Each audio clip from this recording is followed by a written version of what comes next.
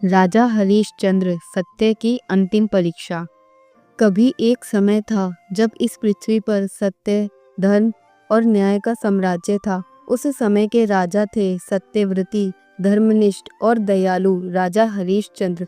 उनका नाम सुनते ही लोग झुक जाया करते थे, क्योंकि वह सिर्फ राजा नहीं बल्कि सत्य के प्रतीक थे। उनका राज्य त्रिलोक्य में प्रसिद्ध था, जहाँ झूठ बोलना, छल करना या अन्याय करना पाप माना जाता था। हरिश्चंद्र कहते थे, राजा का पहला धर्म है सत्य, क्योंकि सत्य ही वह दीपक है जो धर्म के अंधेरे को रोशन करता है। हरिश्चंद्र की प्रजा उन्हें पिता समान मानती थी। उनकी रानी तारा समान कोमल हृदय वाली शैव्या थी और उनका एक पुत्र था रोहिताश। तीनों का जीवन तपस्या और त्याग से भरा था। राजा का दिन जनता की सेवा में बीतता, रात भगवान की स्तुति में। उनका वचन था, यदि कभी मेरे राज्य में झूठ बोला जाने लगे तो समझना मैं धरती के योग्य नहीं रहा। ऐसा कहने वाले राजा के साथ भाग्य ने कुछ ऐसा खेल खेला कि सत्य का अर्थ ही बदल गया। एक दिन महर्षि विश्वामित्र हरिश्चंद्र के महल में आए। उनका तेज ऐसा था कि सूर्य भी लज्जित हो जाए। राजा ने उनके चरणों में शीश झुकाया और विनम्रता से कहा, भगवान, मेरे राज्य में आपका स्वागत है। बताइए, मैं आपकी क्या सेवा कर सकता हूँ? विश्वामित्र मुस्कुराए, राजन, मैं एक यज्ञ करना चाहता हूँ, परंतु उसके लिए मुझे दक्षिणा चाहिए और वह दक्षिणा तुमसे मांगने आया हूँ। हरिश्चंद्र ने बिना सोचे कहा, मुनिवर, जो कुछ मेरा है वह आपका है, आदेश दीजिए। विश्वामित्र ने गंभीर स्वर में कहा, तो सुनो राजा, मैं तुम्हारे पूरे राज्य की दक्षिणा चाहता हूँ। एक पल को दरबार में सन्नाटा छा गया। मंत्री, रानी सबने राजा की ओर देखा, पर हरिश्चंद्र ने बिना विलंब के कहा, यदि यह आपके यज्ञ के लिए है तो मेरा राज्य आज से आपका हुआ। उन्होंने अपना सिंहासन, अपना मुकुट, अपनी भूमि सब त्याग दिया। विश्वामित्र ने मुस्कुराकर कहा, राजन, तुमने वचन निभाया, परंतु यज्ञ में दक्षिणा देने से पहले दान को पवित्र करना आवश्यक है। इसलिए तुम मुझे दक्षिणा के रूप में 10,000 स्वर्ण मुद्राएं और 2 वस्त्र भी दो। हरिश्चंद्र ने सहजता से कहा, हे मुनिवर, राज्य अब आपका है, मेरे पास कुछ भी नहीं बचा, फिर मैं दक्षिणा कैसे दूं? विश्वामित्र ने कहा, फिर तुम वह दक्षिणा किसी और से उधार लेकर दो, क्योंकि वचन दिया गया है। अब राजा को समझ आया, यह कोई साधारण परीक्षा नहीं थी, यह धर्म और सत्य की कसौटी थी। रानी शैव्या ने आंसुओं में भी मुस्कुराते हुए कहा, स्वामी, जब तक प्राण है हम सत्य से नहीं डिगेंगे। राजा, रानी और पुत्र रोहिताश सब कुछ छोड़कर वन की ओर निकल पड़े। सिंहासन, आभूषण, रथ सब पीछे छूट गए। उनके पास अब केवल फटे वस्त्र और हृदय में सत्य की ज्वाला थी। रास्ते में उन्हें कोई पहचानता नहीं था। कभी जो प्रजा उनके नाम से पूजन करती थी, आज वही लोग उन्हें भिक्षुक समझकर दरवाजा बंद कर देते थे। एक दिन उन्होंने कहा, रानी, हमें वह दक्षिणा विश्वामित्र को देनी ही होगी, नहीं तो सत्य अपूर्ण रहेगा। उन्होंने एक नगर की ओर प्रस्थान किया, काशी की दिशा में। काशी, जहाँ मृत्यु भी मोक्ष देती है। काशी पहुंचकर राजा ने सोचा, शायद यहाँ मुझे कोई सेवा मिले और मैं दक्षिणा चुका सकूं। वह एक व्यापारी के पास गए और बोले, मैं राजा हरिश्चंद्र हूँ, परंतु अब मेरे पास कुछ नहीं, यदि आप मुझे मजदूरी पर रख लें। व्यापारी ने हंसकर कहा, राजा मजदूरी करेगा? पर हरिश्चंद्र ने विनम्रता से कहा, जब तक वचन अधूरा है तब तक मैं राजा नहीं, एक सेवक हूँ। आखिरकार उन्हें एक शमशान भूमि का कार्य मिला, जहाँ मरे हुए लोगों के दाह संस्कार के बदले कर वसूला जाता था। उस शमशान के स्वामी स्वयं महाकाल रूप में भगवान शिव थे। राजा ने वही कार्य स्वीकार किया। कल्पना कीजिए, जो राजा कल तक रत्नों के सिंहासन पर बैठता था, आज वही शमशान में मृत देहों की रखवाली करता है। लेकिन उसके मुख से एक शब्द नहीं निकला, क्योंकि उसके लिए सत्य ही ईश्वर था। दिन बीतते गए। एक रात जब राजा शमशान की सेवा कर रहे थे, तभी दूर से ऋषि विश्वामित्र फिर प्रकट हुए। उन्होंने कहा, राजन, तुम्हारी दक्षिणा अब तक पूरी नहीं हुई। वह 10,000 स्वर्ण मुद्राएं कहाँ हैं? हरिश्चंद्र ने हाथ जोड़कर कहा, मुनिवर, मैं शमशान का सेवक हूँ, जो कमाई होती है वह भोजन के लिए पर्याप्त नहीं, फिर भी मैं कोशिश कर रहा हूँ। विश्वामित्र ने क्रोध में कहा, तो फिर तुम्हारी पत्नी और पुत्र को मैं ले जाऊं ताकि वह तुम्हारी दक्षिणा चुका सके? रानी शैव्या ने स्वयं आगे बढ़कर कहा, यदि मेरे जाने से मेरे स्वामी का वचन पूर्ण होता है तो मैं भी तैयार हूँ। विश्वामित्र ने उन्हें एक ब्राह्मण को बेच दिया। रानी दासी बन गई और उनका पुत्र रोहिताश्व भी उसी घर में सेवक के रूप में रखा गया। हरिश्चंद्र अब अकेले थे, शमशान में मृत्यु के बीच, लेकिन उनके अंदर अब भी सत्य का दीपक जल रहा था। कभी कभी रातों में जब हवा शमशान की राख उड़ा ले जाती तो राजा आकाश की ओर देखते और कहते, प्रभु मैंने सब कुछ खो दिया पर सत्य को नहीं। क्या यही आपकी परीक्षा है? उस समय केवल जलती हुई चिता और दूर कहीं रुदन की आवाज होती थी, लेकिन उसके भीतर एक आवाज गूंजती थी, हरिश्चंद्र सत्य कठिन है पर वही अमर है। वहाँ दूसरी तरफ कभी जो महलों में रानी कहलाती थी, आज वही शैव्या एक ब्राह्मण के घर में दासी बन चुकी थी। हाथों में झाड़ू, आंखों में आंसू और हृदय में सत्य के प्रति अटल विश्वास। हर रोज सूरज उगता और वह सोचती, शायद आज मेरे स्वामी का दुख कुछ कम होगा, पर हर शाम वही अंधेरा लौट आता। उनका पुत्र रोहिताश्व भी उसी घर में लकड़ियां तोड़ता, पानी भरता और कभी कभी माँ को चुपचाप देखता, पर बोल नहीं पाता क्योंकि मालिक के आदेश से दासी और दास को आपस में बात करने की मनाही थी। एक रात जब सब सो गए थे, शैव्या ने धीरे से रोहिताश्व को अपनी गोद में बिठाया। उसके सिर पर हाथ फेरते हुए बोली,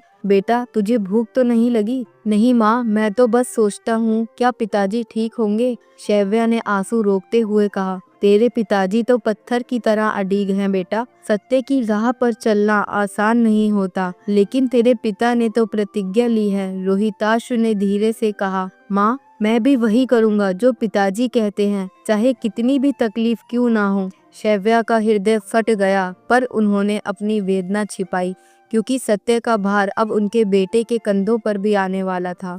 दिन बीतते गए। रानी रोज श्रम करती, पर दिल में उम्मीद थी कि एक दिन ऋषि विश्वामित्र दया करेंगे, पर नियति को कुछ और ही मंजूर था। एक दिन वह नगर में पानी भरने आई। अचानक भयंकर तूफान उठा, बिजली गिरी, बादल गरजे और उसी समय उनका पुत्र एक विषधर सर्प के डसने से गिर पड़ा।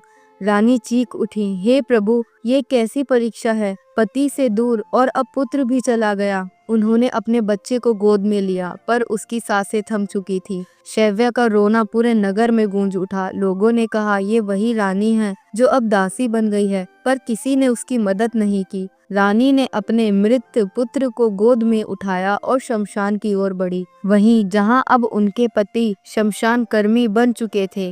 रात गहरी थी, चारों ओर केवल जलती चिताएं और राख उड़ाती हवा। वह धीरे धीरे चली जा रही थी, हर कदम पर अपने बच्चे का चेहरा देखकर रोती हुई शमशान के द्वार पर पहुंची और वहां खड़े प्रहरी ने कहा, कौन हो तुम? शैव्या ने रोते हुए कहा, मैं एक दासी हूँ, अपने बेटे का अंतिम संस्कार करने आई हूँ। प्रहरी ने कहा, शमशान में प्रवेश के लिए शुल्क देना होगा। वह बोली, मेरे पास कुछ नहीं है, बस यह मरा हुआ बेटा है। प्रहरी ने सिर हिलाया, तो बिना शुल्क के प्रवेश नहीं मिलेगा। रानी ने आकाश की ओर देखा और बोली, प्रभु आपने मेरा सब कुछ छीन लिया, अब मुझे अपने बच्चे को जलाने के लिए भी सोना देना होगा। प्रहरी ने भीतर जाकर शमशान अधिकारी को बुलाया। वह स्वयं राजा हरिश्चंद्र थे, पर समय ने उनका चेहरा, वस्त्र और पहचान सब छीन ली थी। जब वह बाहर आए तो उन्होंने उस स्त्री को देखा जो अपने बेटे को गोद में लिए खड़ी थी। अंधेरे में उन्होंने चेहरा नहीं पहचाना और बोले,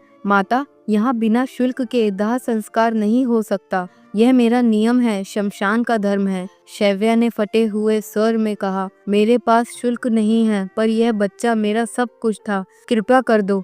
हरिश्चंद्र ने कठोर होकर कहा, शमशान में नियम भावना से नहीं सत्य से चलते हैं। उन्हें क्या पता था जिस माँ से वह शुल्क मांग रहे हैं वह उनकी अपनी पत्नी है, और जिस बच्चे का दाह संस्कार होना है वह उनका अपना पुत्र रोहिताश्व है।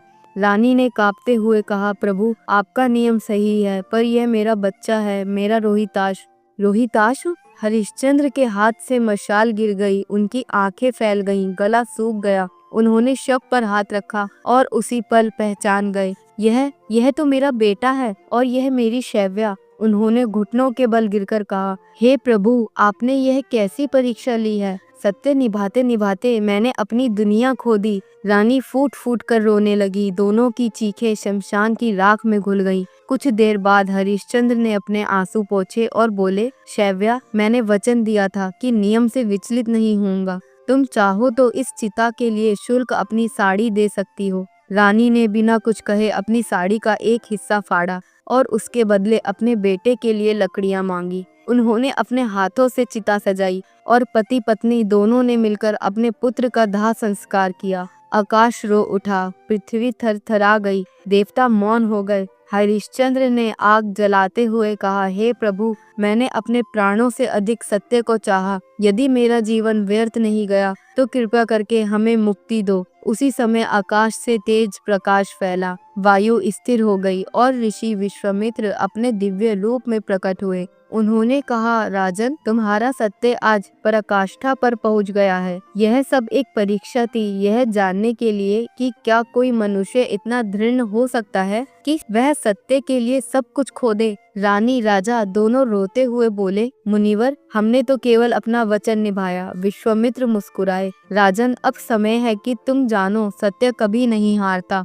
उन्होंने अपने कमंडल से जल छिड़का और चमत्कार हुआ। रोहिताश्व का निर्जीव शरीर चमकने लगा। वह धीरे धीरे उठ बैठा, जैसे गहरी नींद से जागा हो। शमशान की राख में जले हुए उनके आंसू अब मोतियों की तरह चमक रहे थे। राजा हरिश्चंद्र ने अपने पुत्र को जीवित होते देखा और पहली बार उनकी आंखों से खुशी और वेदना के आंसू एक साथ बहे। रानी शैव्या अपने बेटे को सीने से लगाकर खड़ी थी और पास ही खड़े थे ऋषि विश्वामित्र, जिन्होंने अपने हाथों से राजा के माथे पर आशीर्वाद रखा। उसी समय आकाश से स्वर्गीय पुष्पों की वर्षा होने लगी। देवदूतों ने गगन में वीणा बजाई। चारों ओर प्रकाश फैल गया, जैसे खुद सत्य धरती पर उतर आया हो। फिर आकाशवाणी हुई, राजा हरिश्चंद्र, तुमने असंभव को संभव कर दिखाया। सत्य के मार्ग पर चलने वाला व्यक्ति कष्ट पा सकता है और अंततः वही अमर होता है। राजा हरिश्चंद्र ने दोनों हाथों से प्रणाम करते हुए कहा, प्रभु, मैंने तो बस अपना वचन निभाया। मेरे लिए सत्य ही ईश्वर था और है। उनकी यह पंक्ति आज भी कालातीत है। धर्म वही है जो सत्य से जुड़ा है, और जो सत्य से डिग गया वह देवता होकर भी अधर्मी है। स्वयं देवेंद्र अपने रथ पर आकाश से उतरे। उनके साथ थे नारद मुनि, यमराज और भगवान विष्णु के दूत। देवेंद्र बोले, राजा हरिश्चंद्र, तुम्हारा सत्य, तुम्हारी परीक्षा और तुम्हारा त्याग अब संपूर्ण हुआ। चलो, तुम्हारा स्वागत स्वर्ग में होगा। राजा ने विनम्र होकर कहा, हे देवेंद्र, यदि मेरी तपस्या का कुछ फल है तो मेरी प्रजा, मेरी पत्नी और मेरा पुत्र सभी मेरे साथ स्वर्ग जा सके। देवेंद्र मुस्कुराए, राजन, यही तुम्हारी महानता है, जो अपने सुख से पहले दूसरों का कल्याण चाहता है। और फिर एक अद्भुत प्रकाश फैला, पृथ्वी कांप उठी, आकाश गूंज उठा। राजा हरिश्चंद्र, रानी शैव्या और रोहिताश्व तीनों का शरीर दिव्य ज्योति में परिवर्तित हो गया। स्वर्ग के द्वार खुल गए। संगीत, पुष्प वर्षा और दिव्य प्रकाश से चारों ओर आलोकित थे। साक्षात देवता झुककर बोले, स्वागत है सत्य के प्रतीक राजा हरिश्चंद्र। भगवान विष्णु बोले, हरिश्चंद्र, तुम्हारा जीवन इस सृष्टि के हर युग में सत्य के दीपक की तरह बना रहेगा। तुम्हारी कथा उस हर व्यक्ति को प्रेरणा देगी जो कठिन समय में भी धर्म से ना डिगे। रानी शैव्या ने आंसू भरी आंखों से कहा, प्रभु, अब हमें बस एक ही कामना है कि धरती पर जब भी कोई व्यक्ति झूठ से लड़े तो उसे हमारे नाम से शक्ति मिले। भगवान विष्णु ने आशीर्वाद दिया। तथास्तु। समय बीत गया, युग बदले, साम्राज्य मिट गए, लेकिन राजा हरिश्चंद्र का नाम अमर हो गया, क्योंकि उन्होंने दिखाया कि सत्य कभी नहीं हारता, बस उसकी राह कठिन होती है। जब भी कोई व्यक्ति कठिन परिस्थिति में सत्य के लिए खड़ा होता है, जब भी कोई इंसान धर्म की राह चुनता है, भले सब उसके खिलाफ हों, वहाँ कहीं ना कहीं राजा हरिश्चंद्र की आत्मा मुस्कुरा उठती है। दोस्तों, राजा हरिश्चंद्र की ये कहानी सिर्फ एक पुराण कथा नहीं है,